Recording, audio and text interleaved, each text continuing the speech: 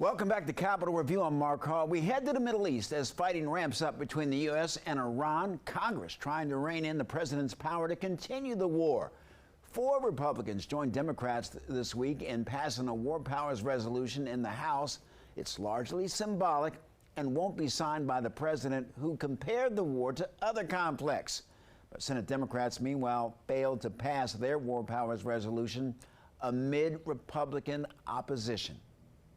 18 American troops dead, more than 400 wounded, all in the name of an ill-conceived and ill-begotten war. One is too many, but it's 18, whereas in Vietnam we lost 200,000. We didn't start this war. We did not, but we will finish it. It comes after 4 service members died this week in the conflict with Iran. The number of American troop deaths in the Iran war now stands at 18.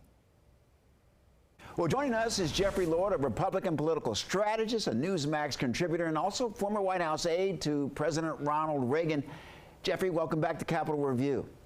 Good to be here. On we go. On we go. Let's talk about this negotiation with Iran. Obviously, when you have a negotiation, even at this level, concessions have to be made. What has to happen to get a deal done in this war, Jeffrey? Yeah, well, I think, you know, and you always have to consider the people involved, the personalities involved. And on the American side, of course, you've got the president who wrote The Art of the Deal.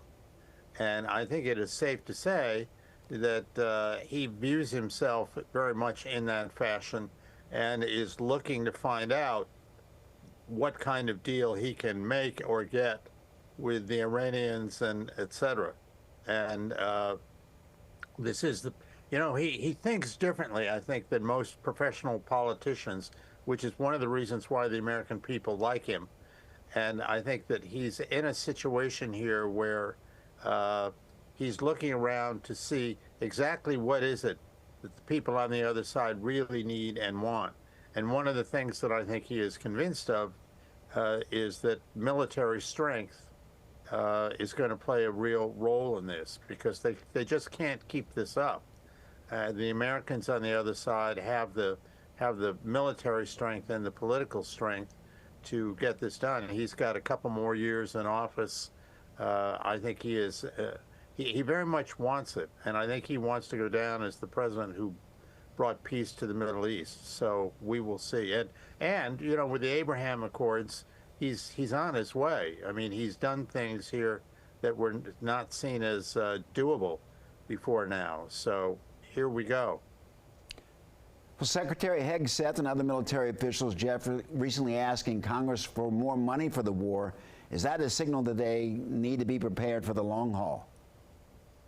Yes, yes, and I think he understands that. I think you have to be prepared for the long haul in any of these situations. One of the American history lessons that I believe we have all learned was from Vietnam. And President Johnson, God bless him, and President Kennedy before that, but it was mostly Lyndon Johnson, was not prepared to do whatever they might have to do to bring the war to an end on the spot. And it just went on and on and on. And I am old enough to remember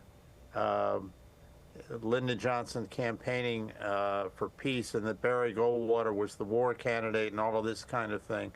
So LBJ wins, and then we got to, I think it was June or July of 1965, barely a year after the election, and LBJ came on TV to announce that, yeah, the troops were being increased, et cetera, et cetera. Well, for the rest of his term, this just got worse and worse and worse. And I think there's a lesson there for successor American presidents, that if you're going to do something, do it to win. Otherwise, don't go there. Jeffrey Lord, thank you so very much for joining us. You bet.